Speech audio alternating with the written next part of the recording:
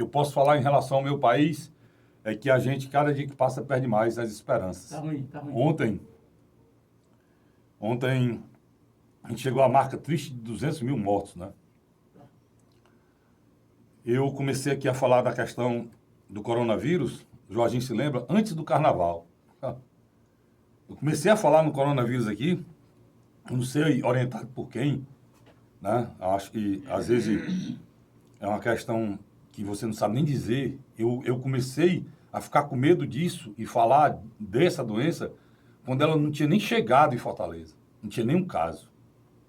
Lá atrás eu perguntava, será que era preciso ter carnaval? Ou seja, há um ano atrás, o carnaval está chegando de novo. E eu disse, será que é preciso ter carnaval? O carnaval é mais importante do que as pessoas que ficaram doentes? Comecei a perguntar isso aqui.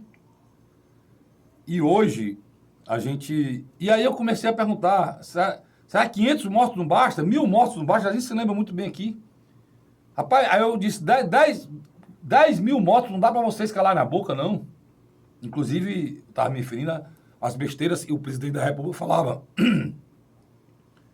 Mas parece que nem 200 mil mortos bastou. São 200 mil brasileiros mortos. São 200 mil famílias destroçadas. Pessoas que não iriam jamais. Não iriam. Essas pessoas não iriam. Elas não iriam morrer. Podia até algum deles, mas não era a hora deles. Fora, e a gente não sabe, milhares, centenas de milhares que têm sequelas dessa doença, que está sofrendo dessa doença. Nós chegamos à triste marca de 200 mil brasileiros mortos. Nem isso foi suficiente para que se tivesse um pingo de respeito, um mínimo sequer de respeito às famílias desses irmãos nossos que morreram por essa doença terrível. Hoje, a gente está com a esperança, e se começa a vacinar no Brasil, quando nos países do mundo por aí, já vacinaram mais de 300 mil pessoas, nós não vacinamos a primeira ainda. E a gente descobriu que um dos motivos é que o Ministério da Saúde não tinha nem agulha. Pobre país rico. O pobre país rico, muito pobre de espírito, de responsabilidade e muito rico de dinheiro. O Brasil tem muita grana. Para você ter ideia, que não sabe, e o ex-presidente falou que o país estava quebrado, o Brasil tem 300 bilhões De dólar, né? de dólares. Não é em real, não. Aplicado. É a nossa reserva. Intocável. Porque ela não pode ser tocada porque favorece os banqueiros. Ela é usada quando o dólar sobe, aí queima um pedaço dela. Ela é usada para os esquemas montados pelo Ministério da Fazenda. Para se falar em dificuldade de fazer.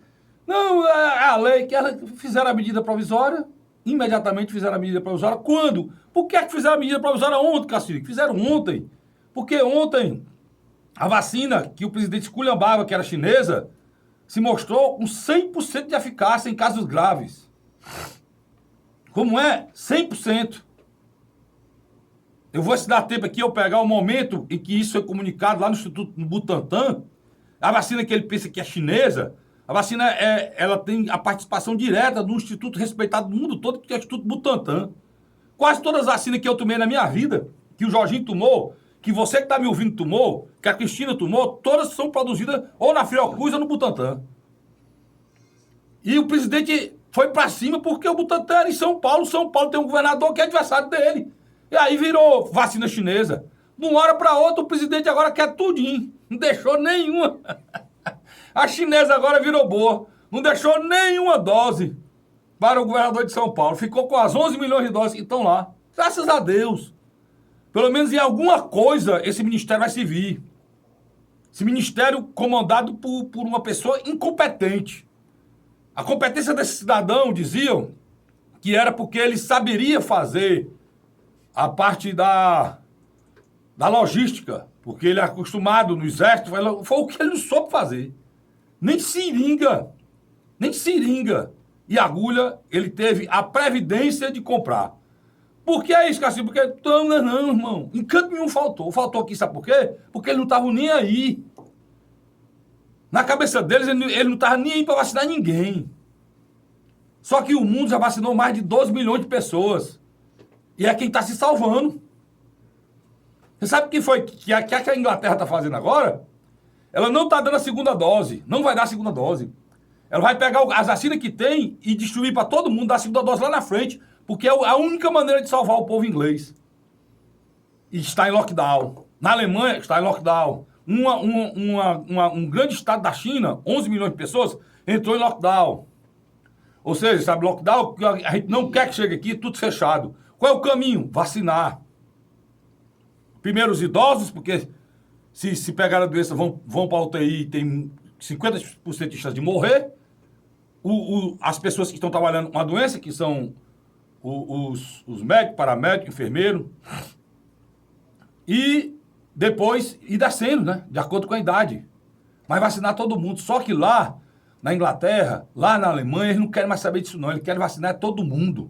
Ontem, o presidente, o primeiro-ministro da Inglaterra, lançou lá um plano de vacinar milhões, o mais rápido possível. Aqui no Brasil ontem discutiu que temos uma vacina. Né? Temos uma vacina. Que vai ser tarde. E temos 30 milhões de seringa para receber. Nós temos 210 milhões de brasileiros. É difícil, meu irmão. É difícil. Só lamentar profundamente esses 200 mil mortos. E, infelizmente, tem amigos nossos pelo meio.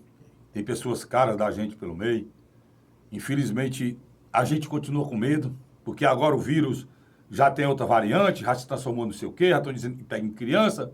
Aí, em vez de a gente ter um homem que liderasse a gente, que nos ajudasse para enfrentar esse medo, com ações, mostrando que a gente estava nos protegendo, a gente tem um louco querendo nos rebolar em cima do vírus.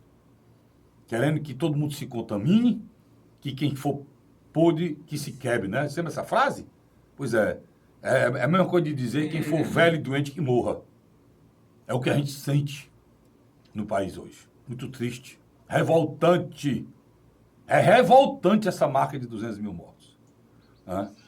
Por irresponsabilidade de um governo que despreza a vida do brasileiro.